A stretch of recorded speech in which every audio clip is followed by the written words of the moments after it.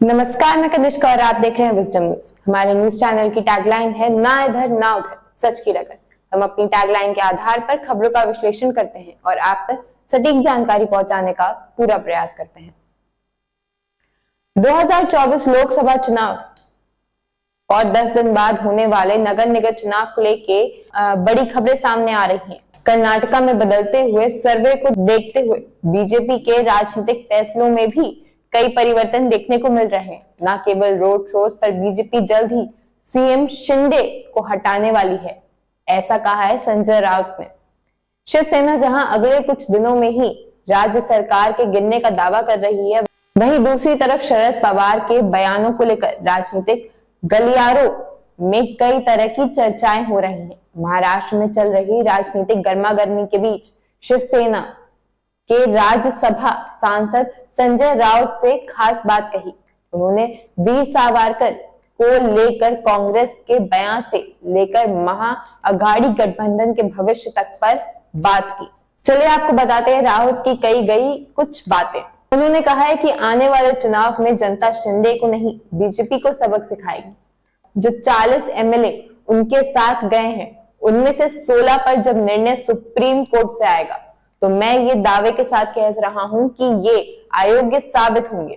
जब ये अयोग्य साबित होंगे तो सरकार कैसे चलेगी? सीएम भी अयोग्य साबित होने जा रहे हैं। इस लिस्ट में वो भी हैं। सरकार का डेथ वारंट तैयार है, सिर्फ हस्ताक्षर होना बाकी है। मैं आपको ये भी नहीं बोल सकता कि आगे सरकार किसकी बनेगी, लेकिन इतना जरूर है कि महाराष्ट्र में मुख्यमंत्री तो बदलने जा ही रहे हैं। बीजेपी अब शिंदे को नहीं चलाएगी। शिंदे अब नहीं चल रहे हैं, उनको मुख्यमंत्री तो बदलना ही पड़ेगा। एकनाथ शिंदे ने 30 जून को मुख्यमंत्री पद की शपथ ली थी। इससे पहले उद्धव ठाकरे ने अपनी पार्टी के विद्रोह के बाद मुख्यमंत्री पद से इस्तीफा दे दिया था। महाराष्ट्र में राजनीतिक उथल पुथल के बाद एकनाथ शिंदे महाराष्ट्र के नए सीएम के लिए चुने गए थे। बीजेपी ने शिंदे को मुख्यमंत्री बनाकर कई निशाने साधे हैं। फिर अब ऐसा क्या हो गया कि उन्हें इस पद पर से शिंदे को हटाना पड़ रहा है? राउत ने साफ साफ अपने शब्दों में कहा है कि सुप्रीम कोर्ट भी शिंदे की योग्यता को साबित नहीं कर पाएगा। संजय राउत ने आगे कहा कि सरकार को बने 1 साल होने को है, लेकिन अभी तक कैबिनेट का विस्तार नहीं कर पाए हैं। अब सबकी नजरें हैं कि सुप्रीम कोर्ट से क्या निर्णय आता है। इस स्थिति में मैं मानता हूं कि जो प्रयोग बीजेपी ने शिवसेना ने तोड़फोड़ कर किया है वो बेकार साबित हुआ है। ये जो सरकार है, ये जो मुख्यमंत्री हैं, वो बीजेपी पर ही बोझ बने जा रहे हैं। ना तो उनके पास वोट है, ना जनता है। आज भी राज्य में शिवसेना को लोगों का प्यार मिल रहा है। उद्धव ठाकरे की रैली में लाखों लाख की संख्या में समर्थक आ रहे हैं। उद्धव जी की रैली में जो लाखों की भीड़ आ रही है, उससे फिर एक बार राज्य में सत्ता परिवर्तन की स्थिति बन गई है। उन्होंने कहा कि एकनाथ शिंदे अब बीजेपी पर बोझ बन गए हैं। एकनाथ शिंदे कभी भी पब्लिक लीडर नहीं थे, वो कभी जनता के नेता नहीं थे। ठीक है, 40 लोग उनके साथ चले गए, लेकिन उसकी वजह क्या थी ये सबको पता है। चाहे केंद्रीय एजेंसियों का दबाव हो या पैसे की ताकत, सब कुछ है।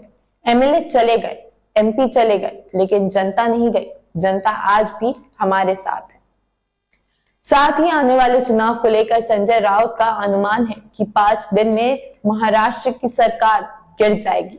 ये कहने की वजह वो बताते हैं तो पहले इतना कह दे कि अगर राउत शिंदे ने इतनी बड़ी बात बोली है तो इसके पीछे वजह भी बड़ी होगी। उन्होंने साथ ही कहा कि महाराष्ट्र की राजनीति में काफी कुछ चल रहा है। इसके आगे बढ़ते हुए संजय राउत बोलते हैं, मैं आपको बता दूं कि राज्य में मुख्यमंत्री 4 दिन की चिट्ठी लेकर अपने गांव चले गए हैं। वो सतारा में बैठे हैं। इसका मतलब है कि महाराष्ट्र के मुख्यमंत्री भी वहां बैठकर कुछ नया समीकरण तलाश रहे हैं। राजनीतिक तौर पर महाराष्ट्र पूरी तरह से अनस्टेबल है। राज्य के उप मुख्यमंत्री भी यहाँ नहीं है। वो भी कहाँ है किसी को नहीं पता। सरकार है या नहीं ये भी कोई बता नहीं सकता। 40 लोगों की सरकार है, 40 लोग पहले ही चले गए हैं। लगता है कि संजय राउत ने महाराष्ट्र राजनीति के कुछ अंदरूने पन्ने का खुलासा भी कर दिया है। जिस प्रकार उन्होंने कहा कि महाराष्ट्र की राजनीति को इस वक्त देख संभालने वाला कोई नहीं है, उससे लगता है कि शिंदे के फैसले को लेकर सच में काफी बड़ा परिवर्तन आने वाला है। संजय राउत ने कहा है कि महाविकास अघाड़ी की सरकार फिलहाल हम महाराष्ट्र नहीं बनाने जा रही है, हम बनाने भी नहीं वाले हैं।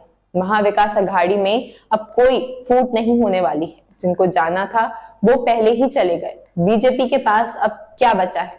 उन्होंने पहले शिवसेना को तोड़ा, अब एनसीपी को तोड़ने में लगे हैं। बीजेपी की ये कोशिश हमेशा से ही रही है। बीजेपी के पास अपना कुछ ओरिजिनल नहीं बचा है। अरे खुद की पार्टी बनाइए, खुद का कैडर बनाइए, दूसरों को तोड़कर आप क्या ही करना चाह रहे हैं? बात अगर अजीत पवार की है तो उन्होंने कुछ दिन पहले ही कहा है कि मैं मरते दम तक एनसीपी में ही रहूंगा। उन्होंने कहा है कि मैं पहले भी एनसीपी में था, अब भी हूं और आगे भी रहूंगा। अगर इतनी बात अजीत जी कहते हैं तो हमें उन पर हमेशा से ही विश्वास रहा है।